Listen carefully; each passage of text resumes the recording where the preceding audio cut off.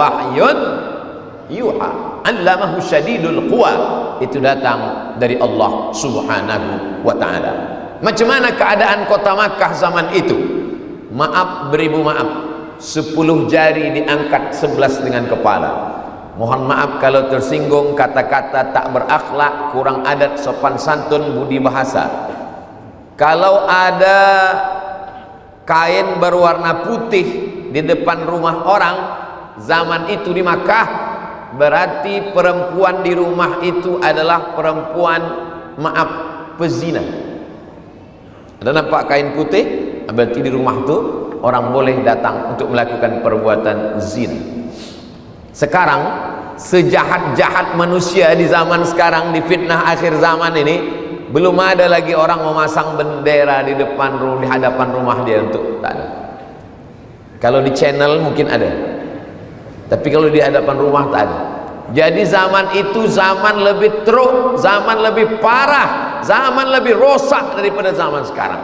Jadi kalau ada orang mengatakan saya ni jahat sebab hidup di zaman ini, Ustaz, kalau saya hidup zaman dulu saya baik. Awak kalau hidup zaman dulu lebih rosak lagi. Sebab zaman itu, Masya Allah, na'udzubillah, Allah Subhanahu wa ta'ala datang memberikan pelajaran melalui lisan Nabi Muhammad sallallahu alaihi wasallam.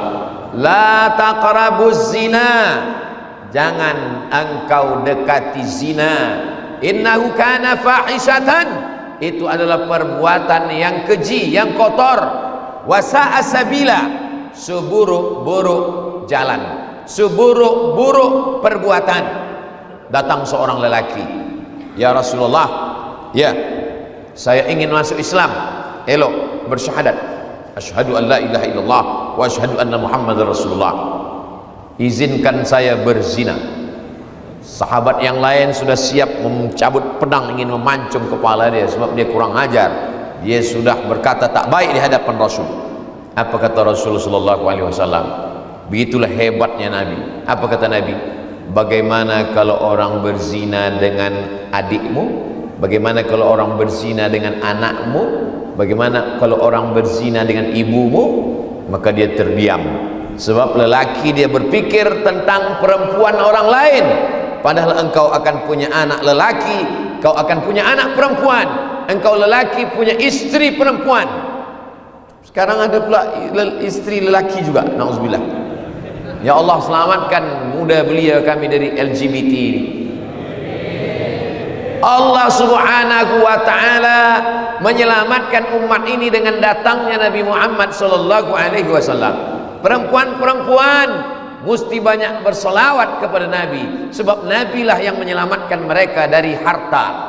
Nabi lah yang menyelamatkan mereka sehingga mereka mendapatkan warisan.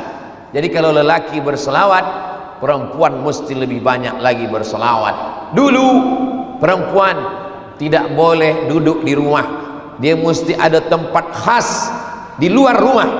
Manakala dia uzur, manakala takdirnya datang, mohon maaf, haid dia datang, dia tidak boleh serumah dengan lelaki, dia tidak boleh hidup sesama lelaki. Maka dalam Islam, perempuan yang sedang uzur, dia boleh serumah, dia boleh makan, dia boleh memasak, dia boleh berwudu, dia boleh berzikir, dia boleh mengucapkan la ilaha illallah. Hanya saja menurut mazhab, 4 mazhab, dia tidak boleh membawa Quran, dia tak boleh membaca Quran.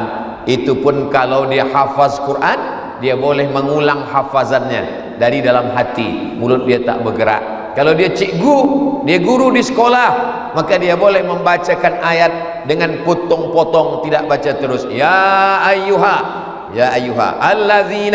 alladzina amanu kutiba alaikum as-siyam.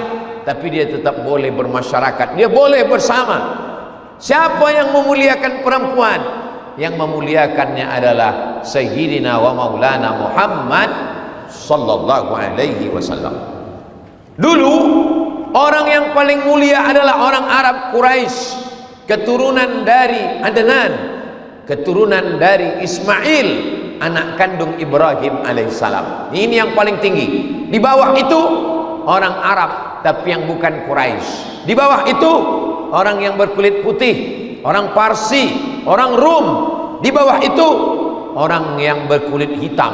Yang paling bawah budak, hamba sahaya. Itulah yang paling hina. Tapi manakala datang Nabi Muhammad sallallahu alaihi wasallam, siapa yang naik ke atas Ka'bah? Yang naik ke atas Ka'bah bukan Sayyidina Ali.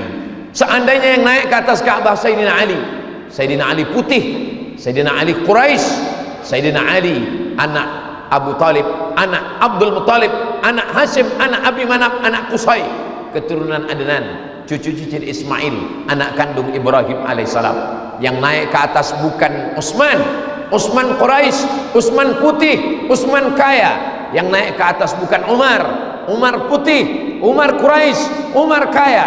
Yang naik ke atas adalah Bilal bin Rabah, hitam. Kampung dia namanya Nubia, Afrika Utara, Mesir, Sudan. Antara Mesir dan Sudan ada satu kampung namanya Nubia, Afrika Utara. Di Nubia ini kulit orang dua saja, hitam dan hitam sekali. Tapi Allah muliakan dia. Innallaha la yanzuru ila ajsamikum. Allah tidak menengok badan kamu. Kalau Allah menengok badan, yang kurus masuk neraka, yang gemuk masuk surga. Saya masuk neraka. Wala ila suwarikum. Allah tak menengok rupa. Kalau Allah menengok rupa, yang mancung masuk surga, yang pesek masuk neraka. Isi neraka itu kita semua. Walakin yanzuru ila qulubikum.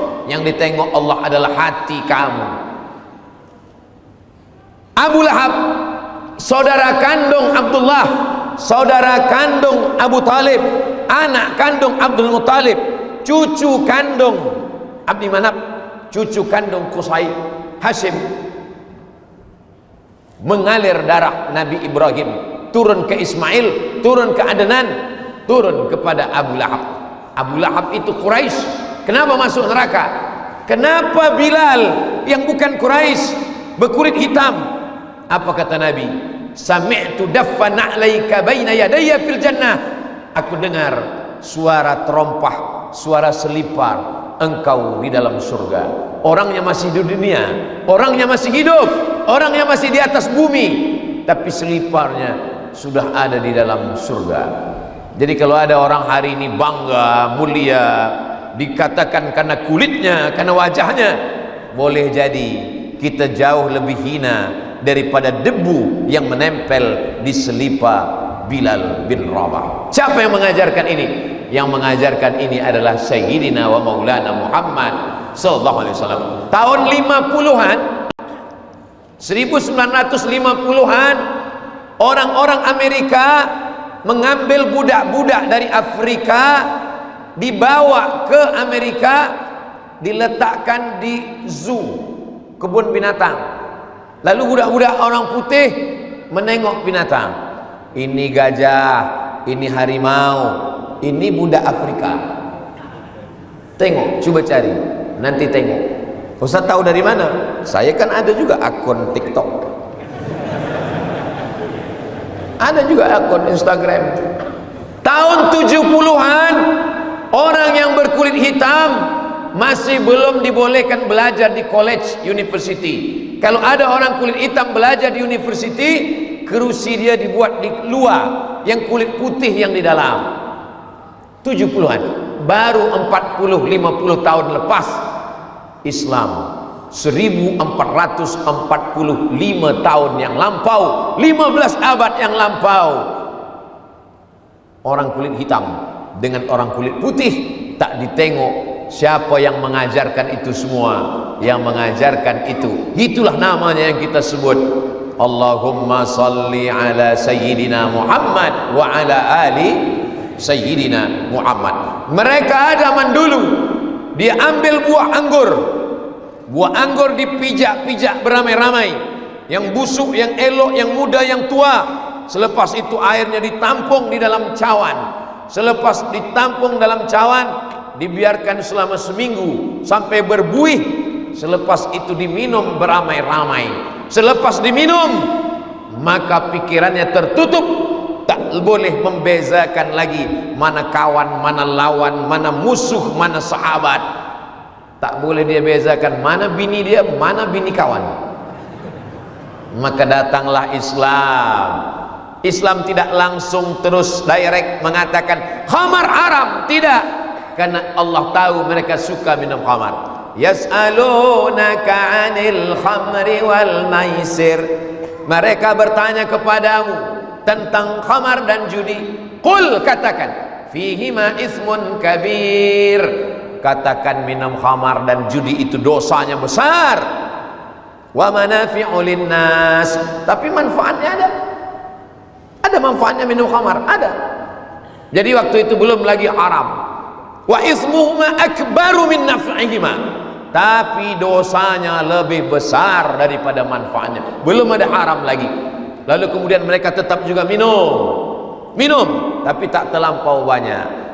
Kalau dulu minum tiap-tiap hari, ini minumnya mungkin 2 hari sekali.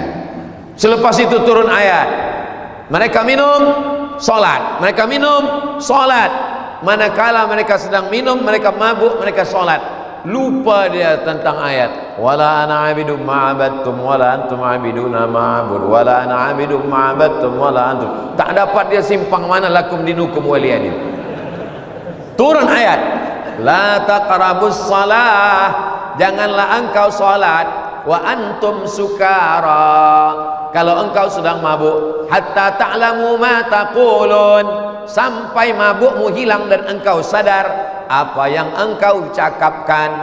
Jadi kalau sembahyang zuhur pukul 12, nak mabuk, mabuklah pukul 8. Pukul 8 boleh mabuk. Pukul 9, pukul 10 okey. Nanti dah agak-agak hilang, mabuk-mabuk ayam sikit. Lepas itu barulah boleh dia sembahyang. Sampai pada akhirnya turun ayat yang ketiga. Innamal khamru, khamar, wal maisir, judi, wal ansab, menyembelih binatang untuk berhala, wal azlam, mengundi nasib, rijsun, najis, min amali syaitan, perbuatan syaitan, fajtanibuh. Begitulah Allah Ta'ala menurunkan ayat secara bertahap, secara pelan-pelan. Supaya apa? Supaya hati manusia ini lembut, dan pada akhirnya mereka menjauhi khamar semuanya. Siapa yang mengajarkan ini? Sekarang mereka mengeluarkan perundang-undangan, orang yang mabuk sebab minum khamar tidak boleh bawa kereta. Kalau dia bawa kereta sedang mabuk, ditangkap oleh polis. Kita sudah diajarkan 1445 tahun yang lalu. Siapa yang mengajarkan itu? Yang mengajarkan adalah Allahumma salli ala sayyidina Muhammad wa ala ali sayyidina Muhammad. Dulu orang kalau dia pergi ke pasar, dia ingin belanja, maka dia ambil takaran, sukatan. Sukat ini yang bawah ini boleh dipukul ke atas, boleh dipukul ke bawah, dari rumah dibawa. Kalau dia nak membeli, dia bawa sukatan dia. Sebab apa? Sebab orang di kedai, di pasar curang waktu mensukat gandum. Kalau dia nak membeli, maka dia pukul ke bawah biar supaya penuh. Tapi kalau dia menjual, dia pukul ke atas supaya berkurang. Maka turunlah ayat, wailul lil mutaffifin, celaka orang yang curang mempermainkan sukatan timbangan. Belum ada waktu itu lagi kilogram, miligram, Instagram, belum ada lagi. Sekarang baru ada. Zaman itu mereka pakai sukatan. Wailul lil mutaffifin, celaka orang yang curang dalam sukatan. Alladzina idza talu 'alan nas yastawfun, kalau dia membeli dia minta penuh. Wa idza kaluhum aw wazanuhum yukhsirun, tapi kalau dia yang menjual, dia merugikan orang banyak. Sekarang masih ada lagi orang yang curang macam itu. Sebab apa? Manakala di pasar kita tengok penuh 1 kilogram, dibawa ke rumah disukat balik 900 miligram. Kemana yang 100? Hilang, rosak. Allah Subhanahu wa ta'ala mengajarkan itu melalui Nabi Muhammad SAW yang mengawasi manusia, bukan CCTV, yang memandang manusia, bukan polis. Tapi siapa dia? La ta'khudhuhu sinatun wala naum. Dulu Mereka menyembah Lata, Uzza, Manat, Hubal, Jibti, Taghut, Naham. Berapa semua Tuhan. Waktu Nabi masuk ke kota Makkah, dihancurkan semua Tuhan-Tuhan yang ada di samping Ka'bah, di atas Ka'bah, di dalam Ka'bah. Dihitung kira semua. Kata Syekh Safiur Rahman Al-Mubarak Furi dalam kitab Ar-Rahiq Al-Makhtum, 360 Tuhan. Jadi kalau disembah satu hari satu, setahun baru selesai.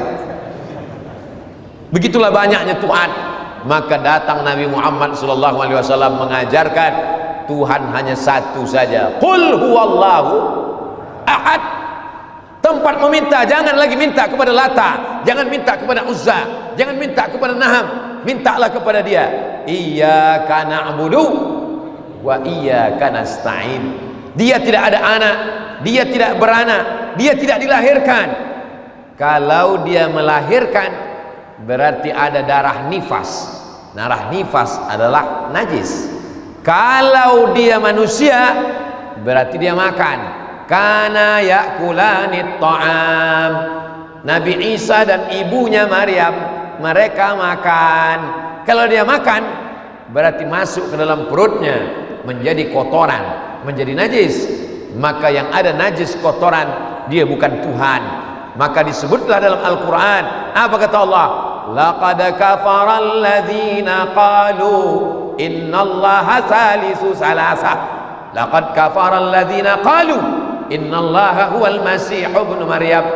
Maka sebelum sholat subuh, 2 rakaat qabliyah subuh, rakaat pertama kita baca qul ya ayyuhal kafirun la a'budu ma ta'budun wala antum abiduna ma'abud wala ana abidum ma'abadtum lakum dinukum waliyadin. Hubungan kita dengan orang lain. Adapun hubungan kita di dalam rakaat yang kedua, qul huwallahu ahad Allahus samad lam yalid walam yulad walam yakul lahu kufuwan ahad. Siapa yang mengajarkan ini? Yang mengajarkan Nabi SAW mengajarkan ma khatara bibalik fallahu laisa kadzalik. Apa yang terlintas di pikiranmu, maka Allah tidak seperti itu. Siapa Dia? Allah. Adakah Tuhan selain Dia? La ilaha illa huwa. La ilaha illallah. Sekarang semua orang ingin menyembah Tuhan. Sampai ada yang menyembah google.com. Sebab Google tahu segala sesuatu, maka dia tulis Google, dia sembah Google. Dah tengok video orang sembah Google. Ada orang yang menyembah siapa Presiden Amerika? Menyembah Donald Trump. Dia buat patung Trump, dia sembah. Saya dah cari-cari, belum ada yang menyembah Abdul Somad lagi.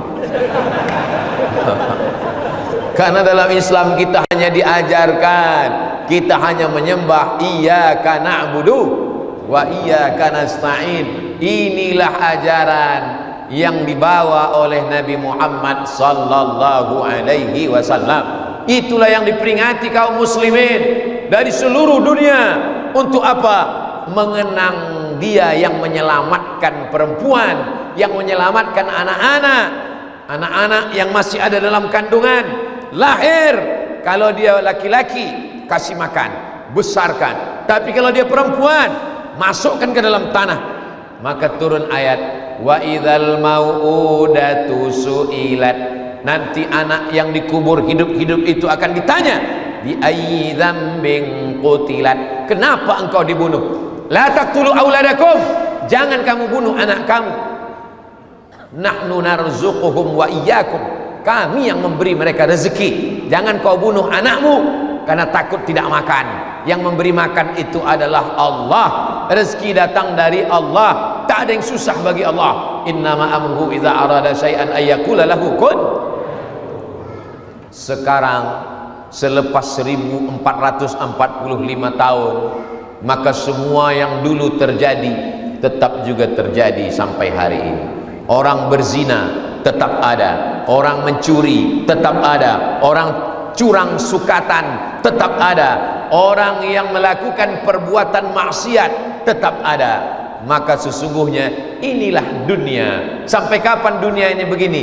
Sampai hari kiamat, sampai akhirnya semua mati, barulah kita nanti semua akan masuk ke dalam surga Allah Subhanahu wa taala.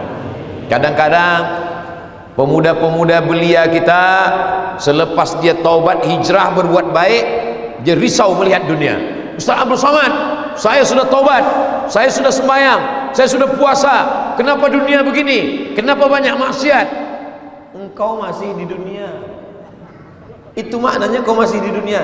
Kalau semua baik berarti engkau udah di surga. Ini adalah dunia. Ini adalah tempat ujian. Malam ini alhamdulillah semua yang hadir ini sudah lulus ujian insyaallah. Malam ini aja, esok malam tak tahu.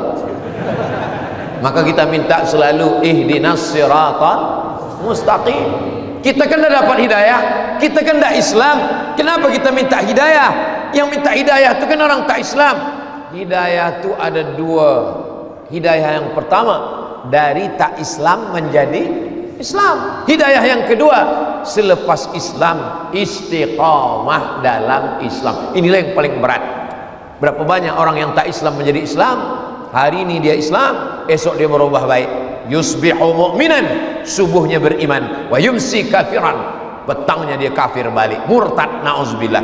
Maka kita selalu berdoa, ya muqallibal qulub, engkau yang membalik-balikkan hati, sabbit qulubana, kokohkan hati kami, ala dinik, dalam agamamu, wa ala ta'atik, dalam ketaatan kepadamu. Maka semua yang kita lakukan dengan maulid ini, untuk apa ada maulid lagi? Kenapa kita mesti buat maulid lagi? Sebab kita tidak memakai bulan Muharram, Rabiul Awal, Rabiul Akhir, Muharram, Safar, Rabiul Awal, Rabiul Akhir. Bila kita tanya budak-budak sekarang, bulan berapa sih? September. Bila orang tak buat maulid, dia tak tahu. Mesir pun tak buat Muharram, Safar, Rabiul Awal, walaupun di sana ada Al-Azhar. Sebab apa? Sebab United Nation semua sudah memakai Januari, Februari, Mac, April, Mei, Jun, Julai, Agustus. Itu sudah menjadi kalender internasional. Maka kalau tak dibuat maulid, orang tak tahu. Kami manakala sedang belajar di Mesir, di Kahirah, sedang tidur-tidur di masjid membaca-baca, lepas itu datang orang Mesir, dia bagi gula-gula pakai kacang tanah manis, halawah, halawah, halawah, halawah. Apa orang Mesir ni jual gula-gula dalam masjid? Halawah. Bila kita nak marah, kenapa awak jual gula dalam masjid? Sallu ala Nabi, Maulidur Rasul. Rupanya dia sedang ingatkan kita tentang maulid Nabi Muhammad sallallahu alaihi wasallam. Jadi jangan kita berpikir maulid itu mesti jemput orang ramai ke rumah, selepas itu kita masak nasi, ayam, kambing, daging semua. Enggak, sesuai kemampuan kita masing-masing. Apa yang boleh kita bagi, kita bagi. Ada gula-gula, kita bagi. Allahumma salli ala Sayyidina Muhammad wa ala ali Sayyidina Muhammad. Masuk surga juga? Masuk, cuma agak lama sikit. Allah tidak tengok apa yang kita berikan. Yang ditengok Allah adalah keikhlasan hati kita. Berapa banyak rubba amalin kabirin, berapa banyak amal yang besar, yusaghiruhun niat, dikecilkan oleh niat. Wa rubba amalin saghirin, berapa banyak amal yang kecil, yukabbiruhun niyah, dibesarkan oleh niat. Tapi jangan sebab ini esok malam yang dah biasa masak gulai, esok malam dia bagi gula-gula aja. Bila orang datang maulid Nabi, biasa engkau ada masak gulai, ada masak nasi biryani, ada masak nasi mandi, kenapa gula-gula? Rubba amalin saghirin yukabbiruhun niyah, berapa banyak amal yang kecil dibesarkan oleh niat, kata Ustaz Abdul Somad. Saya juga yang kena. Ini maknanya jangan tutup pintu kebaikan kerana kita bukan orang yang punya banyak duit lalu kita tak berbuat sama sekali. Berbuatlah sesuai dengan kemampuan kita untuk memuliakan, mengenalkan, mengenang kembali Nabi Muhammad sallallahu alaihi wasallam. Datanglah sahabat waktu dalam perjalanan, ya Rasulullah, ya, saya yang akan berburu mencari makanan. Kata satu lagi, saya yang akan membuang kulitnya, memotong-motongnya. Kata yang satu lagi, saya yang akan memasaknya ya Rasulullah. Apa kata Rasulullah? Kalau begitu saya yang akan mencari kayunya.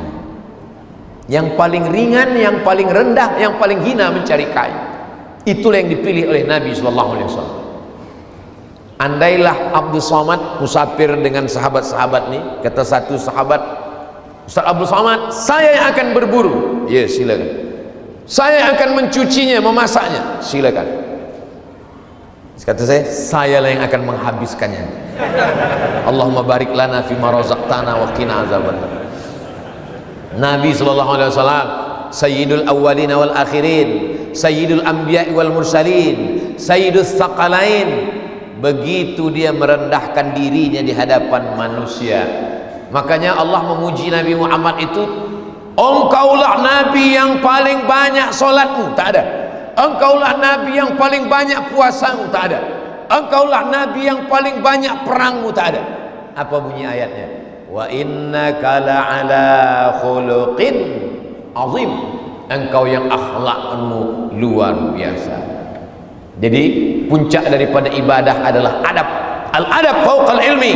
Orang yang banyak puasa sunatnya, banyak zikirnya, tapi kalau dia masih sombong, maka dalam Islam la yadkhulul jannah, tak masuk surga.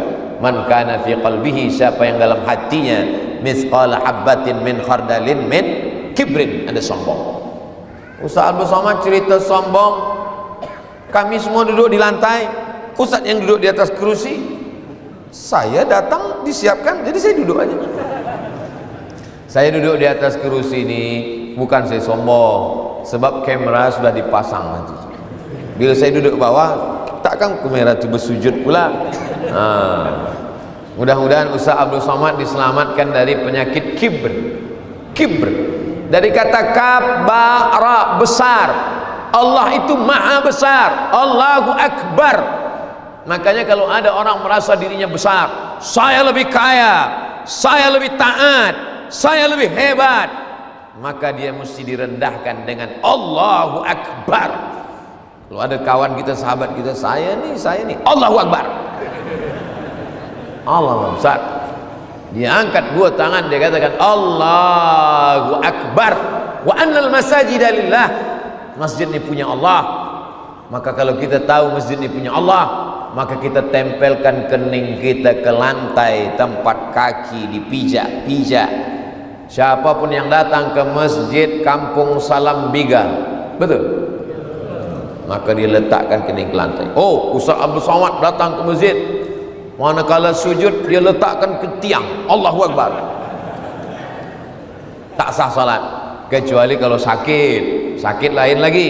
Ad-darurat tubihul mahzurat. Sesuatu yang darurat karena sakit pinggang, sakit lutut, maka salat di kerusi. Itu pun kalau dia sanggup tegak, di awal salat itu tetap dia tegak berdiri. Allahu Akbar.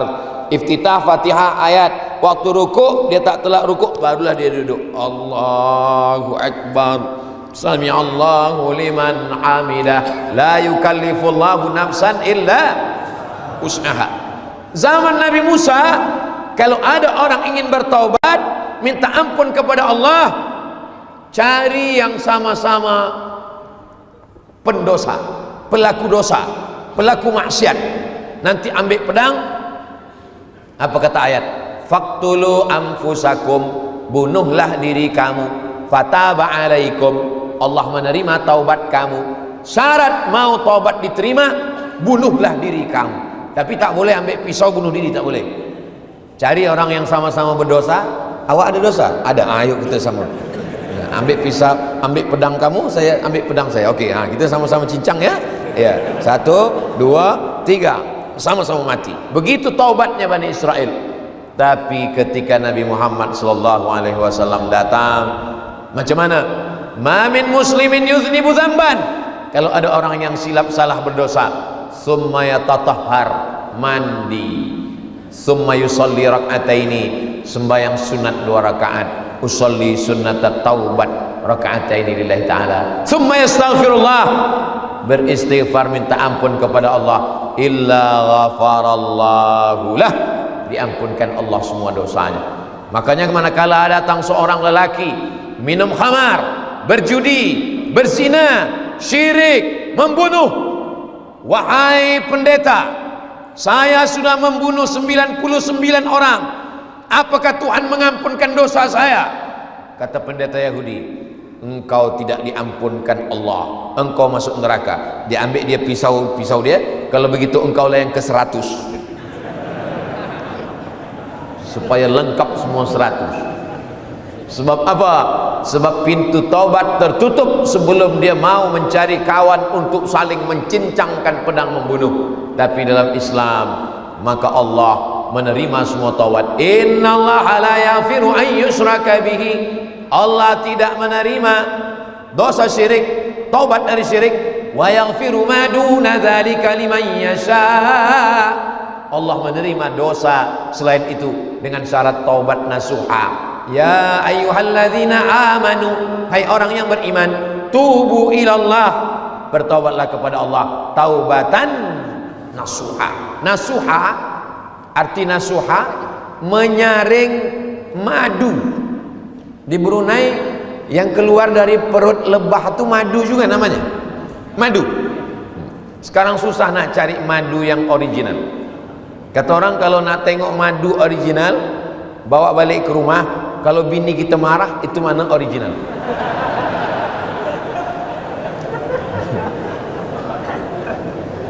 Sampai mana tadi, lupa pula. Nasuha, nasuha itu artinya menyaring madu. Saya pergi masuk ke hutan, 2 orang naik ke atas, panjang pokok kayu tualang 50 meter ke atas. Sampai ke atas dia ambil parang panjang, dia cincang sarang madu nih. Selepas itu jatuh madu itu ke bawah, ditampung, ditapis dengan kain tipis. Lilinnya tersangkut, ranting kayu tersangkut, anak lebah tersangkut. Yang keluar dari kain yang ditapis adalah madu yang original. Itulah dia taubat nasuha. Kalau kita taubat nasuha, dosa-dosa kita tersangkut, semuanya tersangkut, yang bersih ke bawah, maka disebut dia dengan taubat seperti madu yang tertapis. Begitu jugalah dengan dosa-dosa.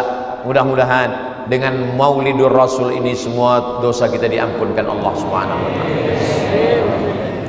Ja'uka, mereka datang kepadamu, yastaghfirunallah, mereka minta ampun kepada Allah. Lawajadullaha tawwabar rahima, mereka akan mendapati Allah mengampunkan dosa-dosanya. Jadi puan-puan, kalau ada suaminya yang belum sembahyang, belum bertaubat, maka di bulan Maulidur Rasul, setiap ada maulid, biasanya ada majlis. Selepas majlis ada minta doa kepada Allah Ta'ala, maka di majlis itu malaikat-malaikat ikut mengaminkan doa. Majtama'a qaumun, sekelompok orang berkumpul, yatsluna kitab Allah, membaca ayat-ayat Al-Quran, wa yatadarasunahu fima bainahum, mengkaji isinya. Nazalat alaihimus sakinah, 4 balasan Allah. Nazalat alaihimus sakinah, turun ketenangan. Ghasyat bihimur rahmah, mereka diliputi rahmat Allah. Hafat bihimul malaikah, mereka dikelilingi malaikat. Wa dzakarahumullahu fiman indah, mereka dibanggakan Allah Ta'ala kepada para malaikat. Mudah-mudahan kita malam ini dapat yang 4 itu insyaallah. Nazalat alaihimus sakinah, turun ketenangan dalam hati. Kalau ada yang tertidur, itu berarti hatinya sudah tenang. Ghasyat bihimur rahmah, mereka dapat rahmat Allah. Hafat bihimul malaikah, mereka dikelilingi oleh para malaikat. Kalau ada jamaah yang tak percaya malaikat, mana malaikat? Kalau memang Ustaz Somad boleh tunjukkan mana malaikat, saya tak boleh tunjukkan. Tapi nanti insya Allah sampai masanya datang dia, namanya malaikat maut. Wa dzakarahumullahu fiman indah, mereka dibanggakan Allah Ta'ala kepada para malaikat. Mereka malam tadi berkumpul di Bandar Sri Begawan di Brunei Darussalam. Di mana mereka berkumpul? Di Masjid Kampung Salam Bigar. Apa yang mereka lakukan? Mereka membaca ayat-ayatmu, mereka membaca hadis-hadismu, mereka melantunkan salawat-salawat.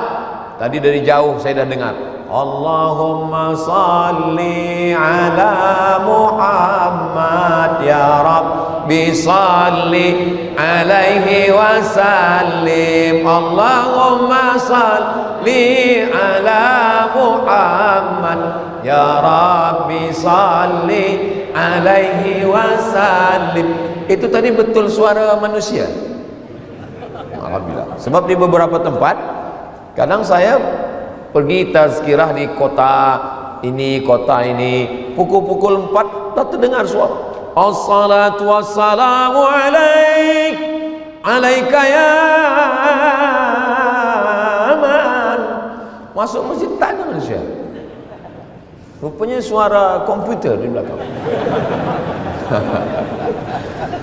Makanya nanti banyak komputer masuk surga. Tapi di Salam Biga memang suara manusia yang berselawat itu. Maka kata Nabi, man shalla alayya salatan, siapa yang berselawat sekali, sallallahu alaihi biha asyra, Allah berselawat kepadanya membalas 10 kali. Huttan anhu asyara sayyiat, dihapuskan dosanya 10 dosa. Wa rufi'at lahu asyara darajat, dinaikkan 10 darajah. Darajat bahasa Arabnya tangga. 1 tangga, 2 tangga, 3 tangga, naik 10. Sekali selawat 10, 2 kali selawat. Di Salam Biga Ustaz Samad lah yang paling tinggi derajahnya. Tidak, ada yang lebih tinggi lagi, itu puan-puan di atas. Mereka paling tinggi. Maka bersolawat. Orang tua kita dulu mengajarkan selawat. Budak kecil demam bacakan selawat, Allahumma sholli ala sayyidina Muhammad wa ala ali sayyidina Muhammad. Demam batuk kasih air, ambil gula batu, dia ambil selasih, dia ambil kembang semangkuk, masukkan ke dalam cawan, diembunkan, pagi baca selawat, Allahumma sholli ala sayyidina Muhammad wa ala ali sayyidina Muhammad. Orang sakit perut disuruh minum madu, baca selawat. Kita adalah orang yang dibesarkan di negeri yang bersolawat. Jadi kalau ada orang mengatakan, kenapa kamu berselawat hanya pada bulan Rabiul Awal saja? Kenapa kamu berselawat hanya pada bulan Maulid saja? Dia tidak mengerti. Tempat kita orang berselawat tidak hanya Maulid saja. Mengayun anak akikah, selawat. Menikahkan anak, berselawat. Malam berinai, berselawat. Malam akad nikah, berselawat.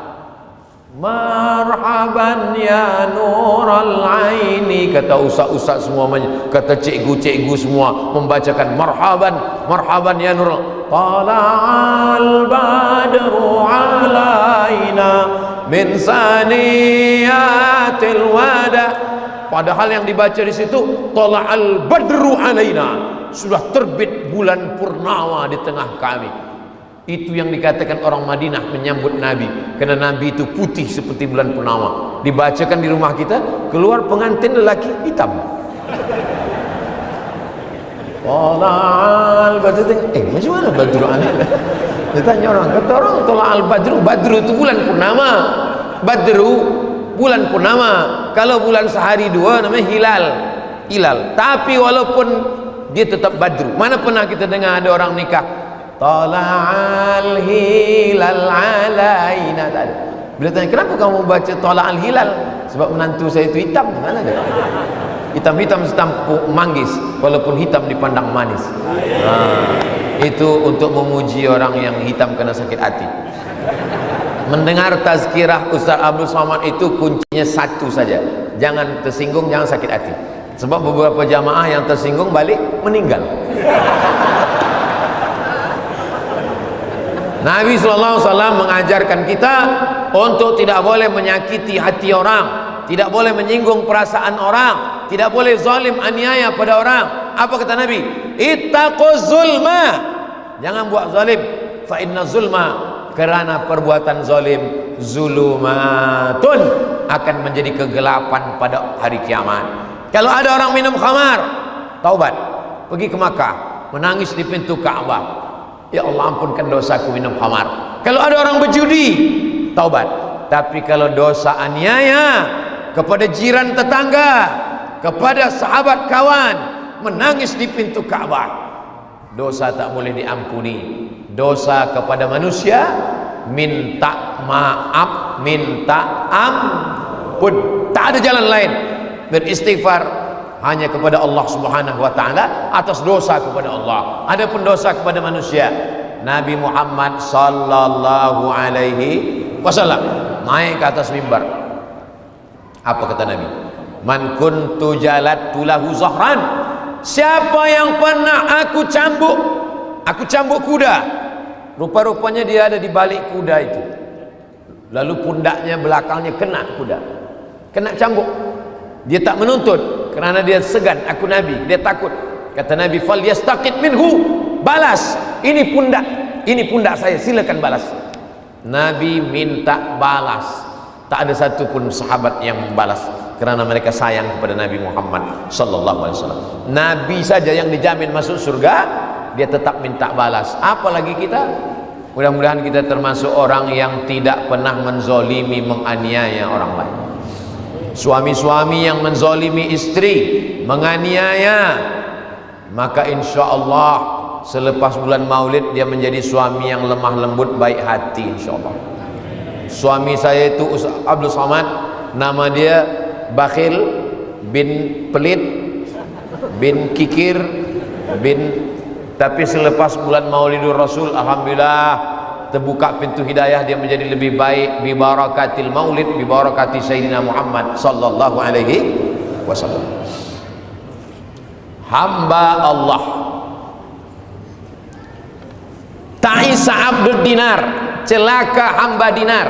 Dinar artinya duit emas. Ta'isa abdud dirham, celaka hamba dirham. Dirham artinya duit perak. Celaka hamba dinar, celaka hamba perak. Duit dinar, duit perak, celaka yang menghambakan diri kepada harta. Maka kita mesti menjadi hamba Allah. Hamba Allah. Hamba Allah itu bahasa Arabnya Abdullah, Abdurrahman, Abdurrahim, Abdus Somad. Apa pandangan Ustadz jamaah tabligh yang suka mengetuk pintu rumah saya? Saya tak buka. Yang saya tahu Nabi tak ketuk pintu ketika menyebarkan Islam. Zaman sekarang modern, kenapa perlu ketuk pintu? Mereka jalan kaki jauh, untuk apa jalan kaki? Ada di India tempat belajar hadis, nama tempat itu Darul Ulum. Apa namanya? Darul Ulum.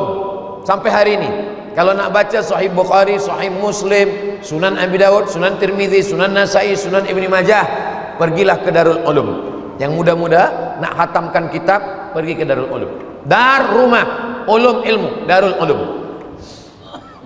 Di Darul Ulum itu yang mengasaskan Darul Ulum ni namanya Maulana Qasim. Maulana Qasim. Meninggal Maulana Qasim, orang pun banyaklah belajar di Darul Ulum. Nama tempatnya Deoban. Salah satu yang belajar di Darul Ulum ni namanya Maulana Ilyas.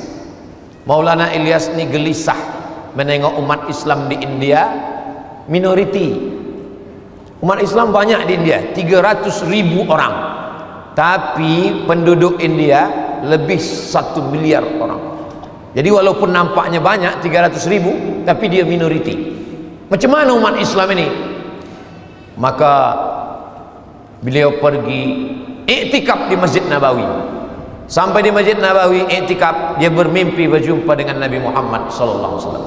Kata Nabi, wahai Maulana Ilyas, berdakwahlah engkau sebagaimana dakwah aku dulu.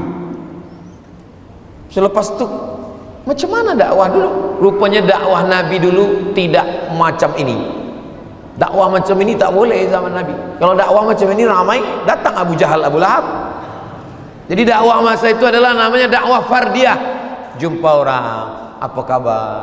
Kita mesti ingat Allah. Nabi datang pada Abu Bakar, Nabi datang pada Umar, Nabi datang pada Utsman, Nabi datang pada Ali, Nabi datang. Itulah yang diamalkan. Maka itulah yang diamalkan oleh Maulana Ilyas, Maulana Zakaria Kandahlawi yang menulis Fadail A'mal. Lalu kemudian menyebarlah, mereka datang ke seluruh dunia. Mereka tak pernah menyebut dirinya tabligh, menyampaikan Islam. Tak ada sebut nama, tapi orang saja sebut karena dia selalu menyampaikan itu bahasa Arabnya tabligh. Kalau di tempat saya banyak macam-macam orang sebut. Ada orang sebut jamaah panjang janggut, macam-macam. Orang yang mengejek-ejek macam-macam. Saya pernah bagi satu tazkirah. Saya bagi tazkirah jumpa polis. Polis ini bertaubat bukan karena tazkirah Ustaz Abdul Somad. Saya bertaubat kerana tiap hari datang orang ni ke rumah saya, Ustaz. Assalamualaikum, ayo kita ke masjid. Jangan ajak-ajak saya ke masjid, saya tahu jalan ke masjid. Esok dia datang lagi ke masjid. Lama-lama saya taubat, Ustaz. Lama-lama saya ke masjid. Saya jumpa ada orang punya biliar, buat maksiat dosa, minum khamar, main judi. Balik saya dari Kaherah, saya tengok sembahyang di masjid, dia dah jadi imam masjid. Saya tanya, macam mana awak boleh bertaubat? Kata dia, datang orang jamaah ni ke tempat biliar saya. Semua orang yang sedang main biliar dia ajak, marilah kita kepada Allah. Lama-lama orang taubat. Akhirnya saya pun taubat, belajar Islam. Ustaz Abdul Somad tazkirahnya di masjid. Orang dah taubat, orang dah datang ke masjid. Siapa yang bagi tazkirah di tempat diskotik? Siapa yang bagi tazkirah di tempat maksiat? Siapa yang bagi tazkirah? Jadi ada orang-orang, kalau kita belum sanggup, maka paling tidak jangan sampai kita mengejek. Bersorban, sorban sunnah, karena Nabi bersorban. Pakai jubah sunnah, karena Nabi pakai jubah.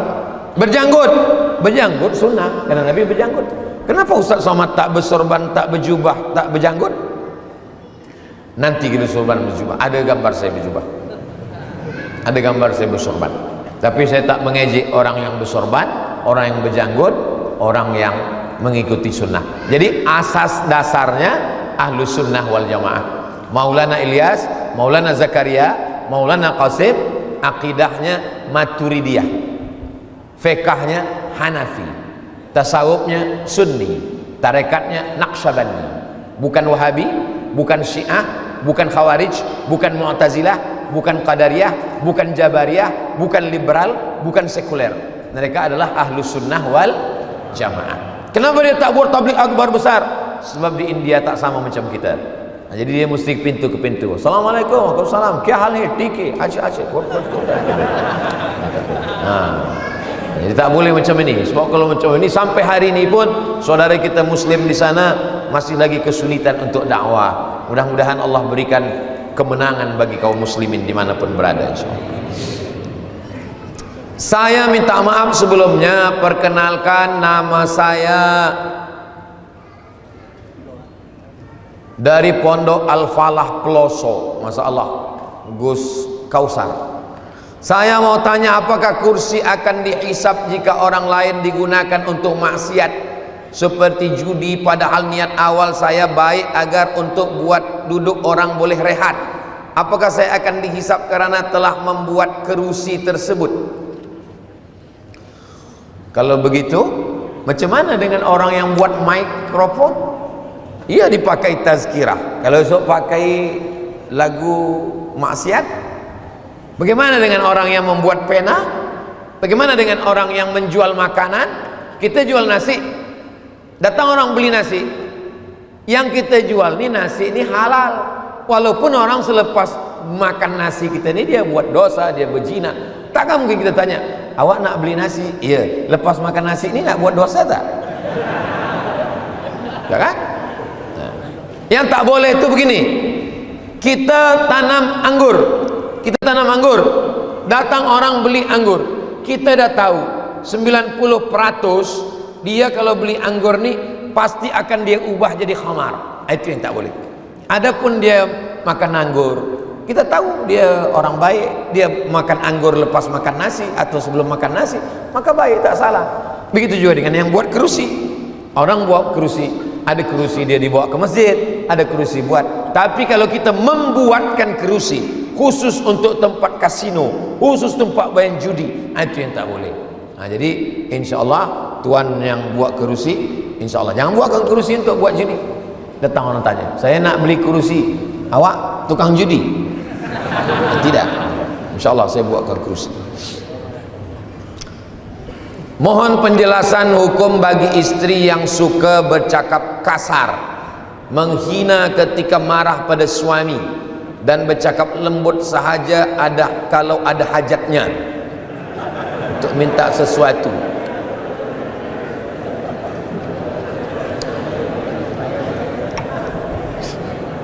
Suami yang tersiksa macam ini Ini kalau dia mati nanti tidak kena azab kubur. Waktu dia mati kata malaikat, ini kita azab. Kata malaikat, yang ini tak usah kita azab, sebab dia dah terlampau kena azab di dunia.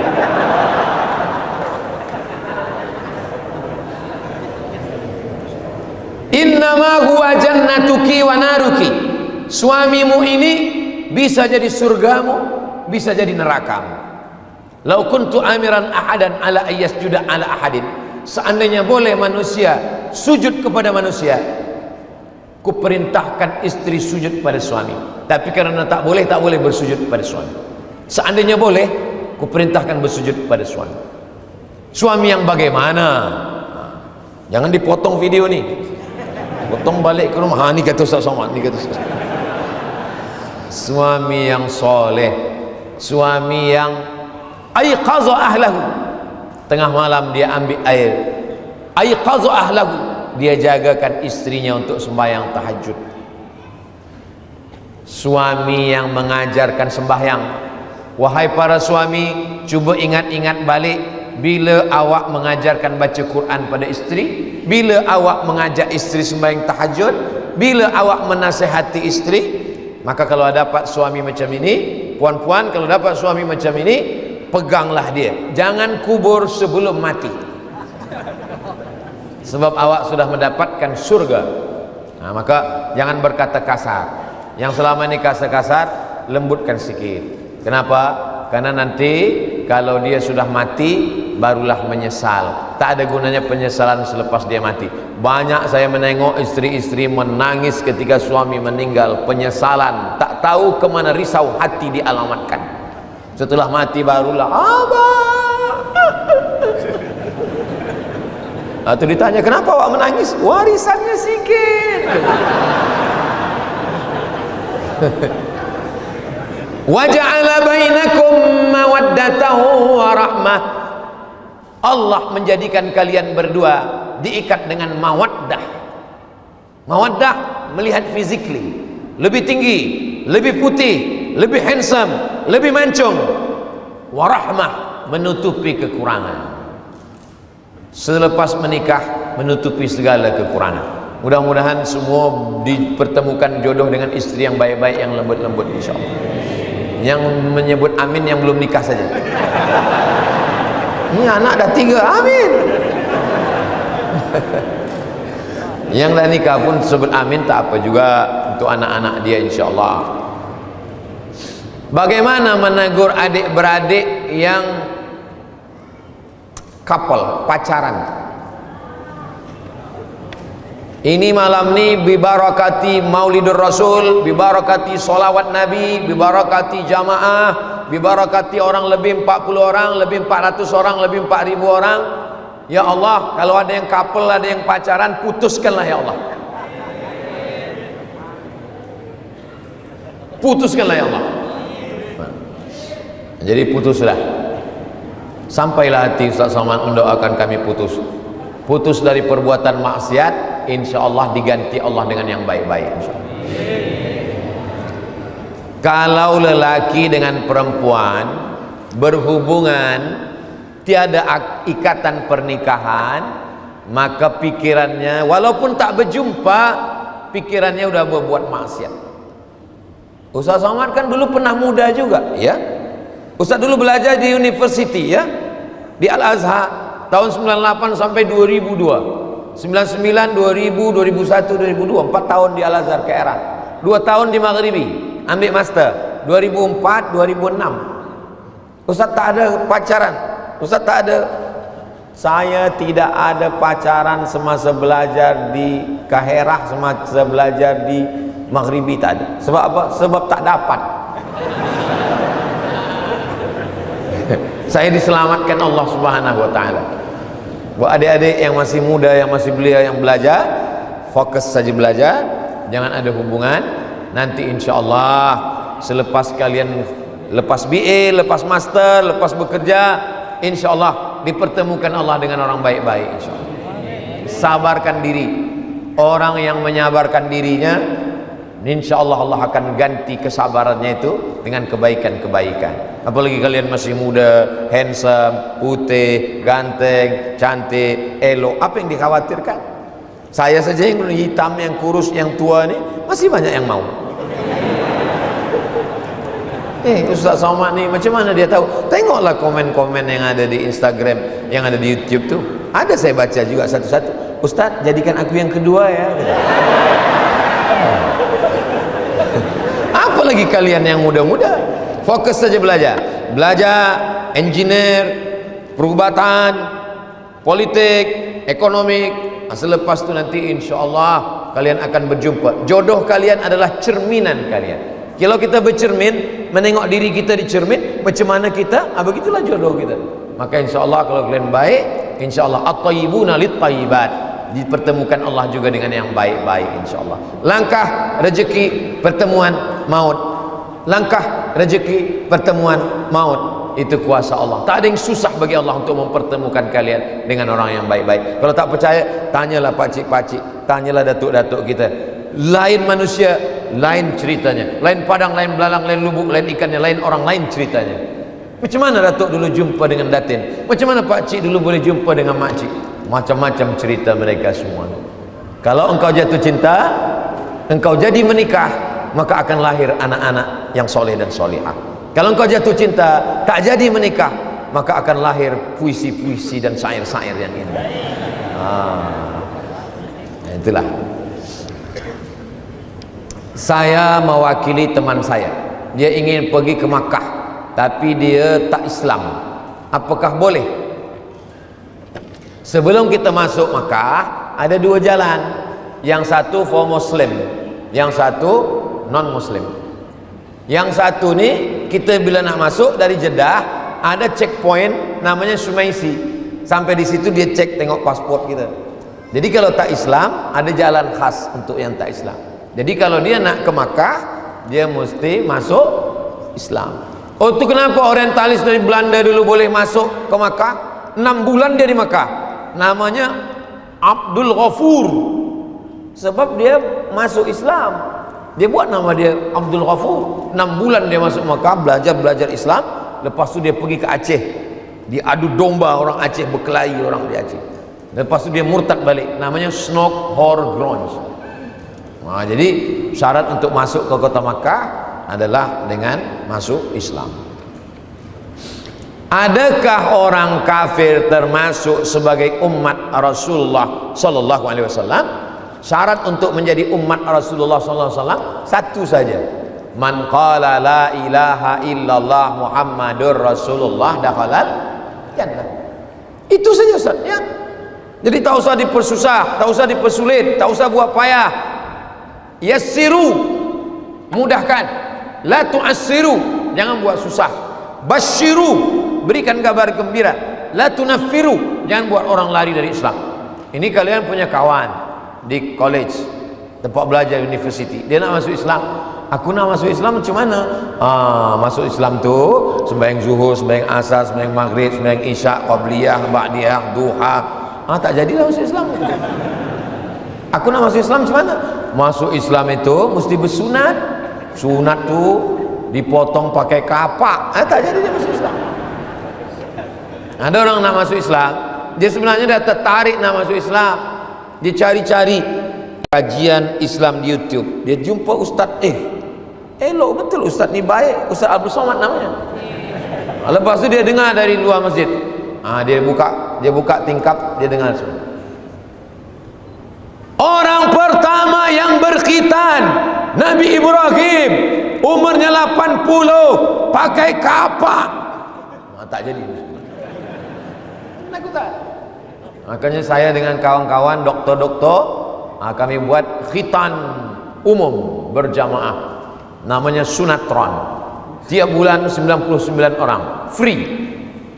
Register anak dan suami Anda. Sunatron, khitan pagi, terus pakai seluar.